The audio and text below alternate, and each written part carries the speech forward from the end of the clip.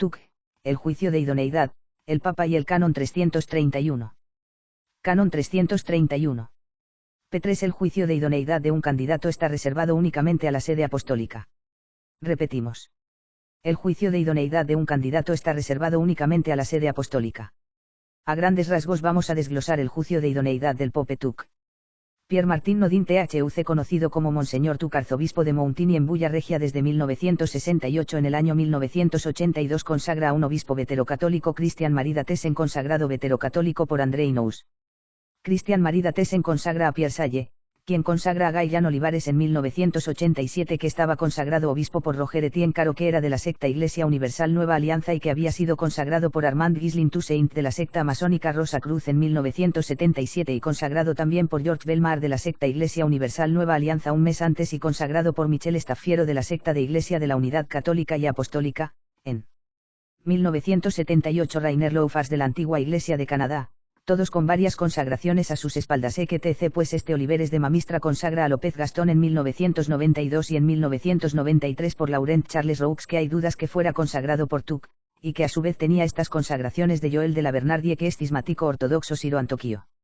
Y consagrado subconditione por Jean Gerard Roux en 1993, que fue consagrado por Joel de la Bernardie, y López Gastón consagrado subconditione también por Emmanuel Corab en 1994, siendo cardenal del no papalino II, Víctor Bonpenz, a quien consagró López Gastón, a Emmanuel Corab en 1993, López Gastón consagró a Urbina Aznar en 1994, quien consagró a Esquetino Eschatenofer en 1999, quien consagró a Merardo Loía en 2019.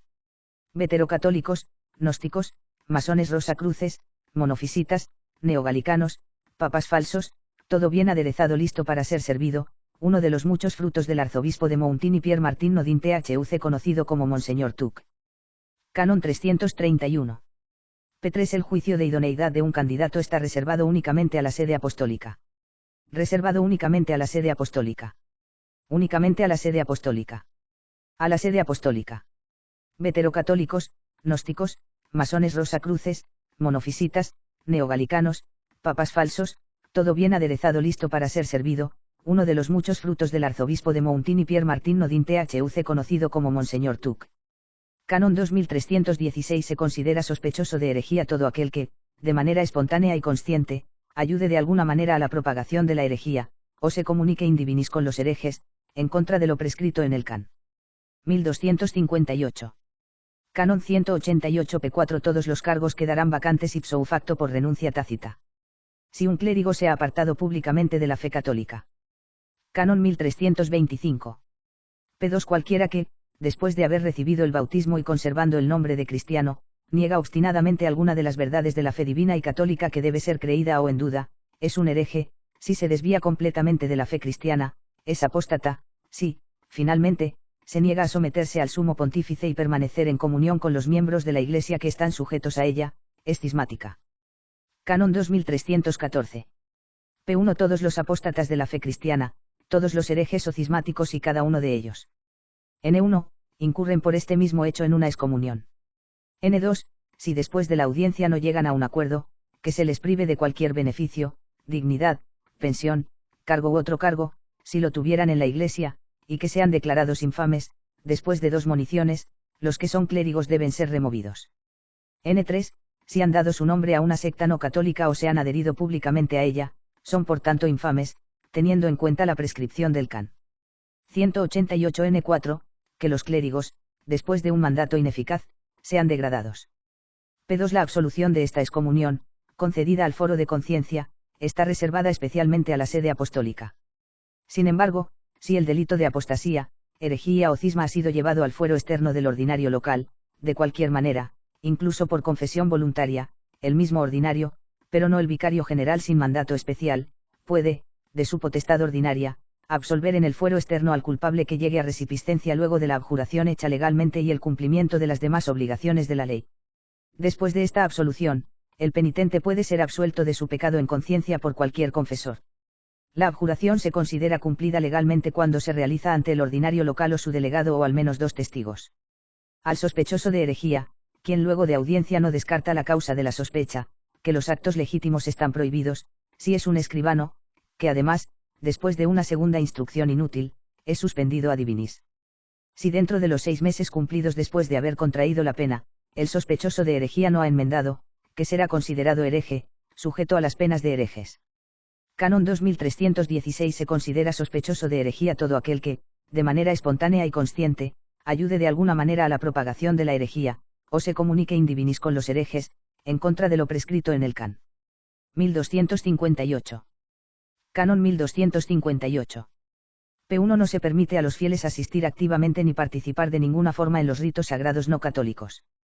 P2 La presencia pasiva o simplemente material en las ceremonias de un culto heterodoxo puede ser tolerada por una razón de honor o por obligación de cortesía. Este motivo debe ser grave y, en caso de duda, someterse a la apreciación del ordinario. Por lo tanto, está permitido participar en funerales y matrimonios de no católicos, así como en solemnidades similares, pero siempre que se elimine todo peligro de perversión y escándalo. Canon 2294. P1 Cualquiera que sea golpeado con una infamia del derecho es irregular, de acuerdo con el can.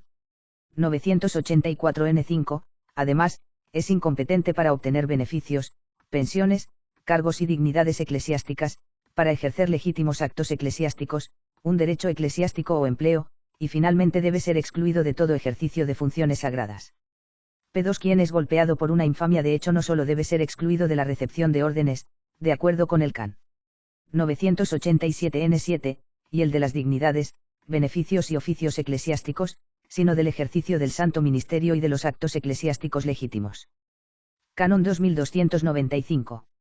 La infamia del derecho solo cesa con una dispensa de la sede apostólica. La infamia de facto cesa cuando se recupera la estima de los fieles honestos y serios, siguiendo el prudente juicio del ordinario, que tendrá en cuenta todas las circunstancias y especialmente la larga enmienda del culpable. Canon 2338 P1 Quienes tienen la presunción de absolver, sin la potestad requerida, de una excomunión latae sententiae muy especial o especialmente reservada a la sede apostólica, incurren por el mismo hecho en una excomunión simplemente reservada a la sede apostólica. P2 Aquellos que ayuden o favorezcan de alguna manera a un excomulgado a evitar, en el delito por el que fue excomulgado, y también los clérigos que se comunican con el in divinis a sabiendas y espontáneamente, incurren por el mismo en una excomunión simplemente reservado a la sede apostólica. P3 Quienes a sabiendas celebren o hagan celebrarse servicios divinos en lugares prohibidos, o quienes admitan celebrar servicios divinos, defendidos por su censura, clérigos excomulgados, prohibidos o suspendidos tras sentencia declaratoria o condenatoria, todos incurren por ley prohibida de entrar en la Iglesia, hasta que hayan satisfecho satisfactoriamente el juicio de aquel cuya sentencia habían despreciado. P4 Aquellos que han dado motivos para una prohibición local o una prohibición que afecta a una comunidad o una universidad, por lo tanto, están personalmente prohibidos. Canon 953, la consagración de los obispos está reservada al romano pontífice, de tal manera que no se permite a ningún obispo consagrar como obispo a nadie a menos que primero hubiera tenido la certeza de tener un mandato del Papa. Canon 2370, un obispo que consagra a otro obispo, y los obispos que asisten, o los sacerdotes que asisten a los obispos, al consagrante y al obispo recién consagrado, que hayan hecho la consagración sin mandato apostólico en violación del Canon 953, están todos suspendidos automáticamente, y excomulgados, hasta que la sede apostólica los haya relevado de la pena.